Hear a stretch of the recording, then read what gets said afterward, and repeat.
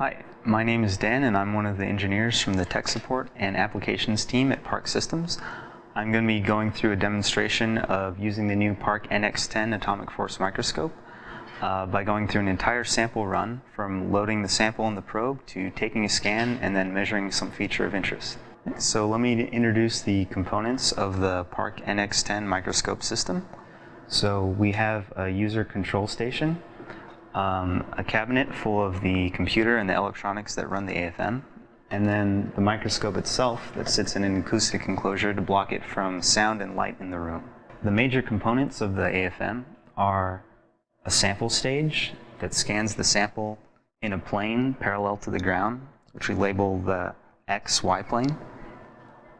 An AFM head that contains the probe that's used for the scanning and then all the components required to sense what that probe is doing. And then an optical microscope so we can see where we're scanning on the sample and align the probe to some feature of interest. And we can see the feed of the optical microscope through a camera that's connected to the computer at the user control station. The sample I'm using for this demonstration is a piece of anodic aluminum oxide, which is interesting because it has nanoscale features. It's used to study nanoscale physics and also as a template for building very small structures. So let me load that in the AFM.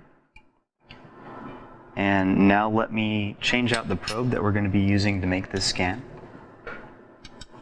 To do that, we remove the AFM head.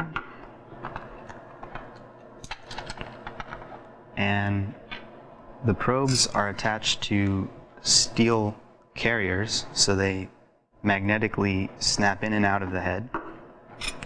So let me remove the one that was in there. And then snap in the new one.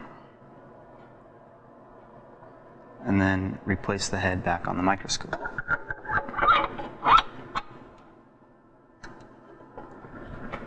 Alright, so now that the AFM probe we're going to be using to take the scan is loaded into the microscope, the next thing we want to do is make sure that the detection beam that senses what this probe is doing is aligned first to the back of the cantilever, and then the reflection is aligned to the middle of the detector that reads out what it's doing.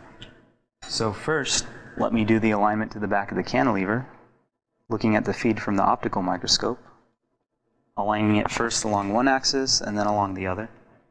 And now let me align it to the middle of the detector that picks up what it's doing by the same procedure, first aligning it along one axis and then along the other.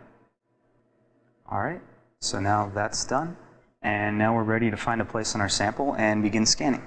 Now I'm going to use the motorized controls in the data acquisition software to adjust where on the sample the probe is going to be scanning when we take an AFM image.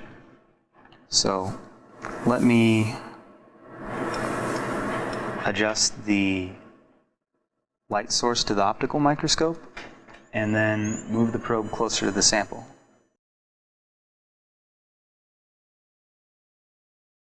Okay, so now the probe is getting pretty close to the sample. So now I can pan the sample around and find a good place to scan. Alright, so once you found a place to scan on your sample, you can go ahead and close up the door to the acoustic enclosure.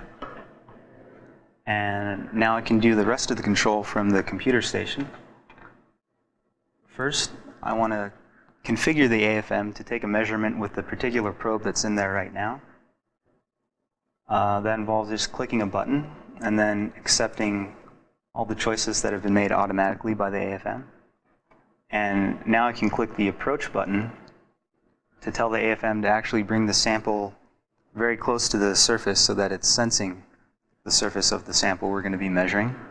Okay, so now that the probe is done approaching the sample surface, we can go ahead and enter in the parameters for the image we'd like to collect. So I can enter in a scan size and a scan rate. And then if I need to, I can adjust the parameters that control the feedback loop, which controls the motion of the probe over the sample surface to make sure that I'm getting a good image. And when I'm done with that, I can click Start to go ahead and collect one. So let me take an image of the sample. Okay, so now that our image has finished scanning, I can send it over to the image analysis software, and we can look at a few of the things that are easy to do to get interesting measurements or display this data in interesting ways. So first of all, if I load up the 3D view of the data, we can see the raw, unprocessed image. So we can see that it's sort of on a tilt because I was scanning one of the sides of this undulating surface on our sample here. So to make this easier for us to view, let me just rotate the data to untilt it. And then we can look at a few of the things that a researcher studying this material might want to observe. So one thing we might be interested in is the diameter of these pores on this surface. A few different ways we could take measurements of that, or we could draw in a line and look at a height profile along that line, or we could use the automated grain detect feature in the software to count the number of pores for us and give us statistics about the average length and the average area. So these are just a few of the ways you can take quick, easy measurements in the Park image analysis software. That was a demonstration of the Park NX10 atomic force microscope. Thanks for your attention, and for more information, visit us online at parkafm.com.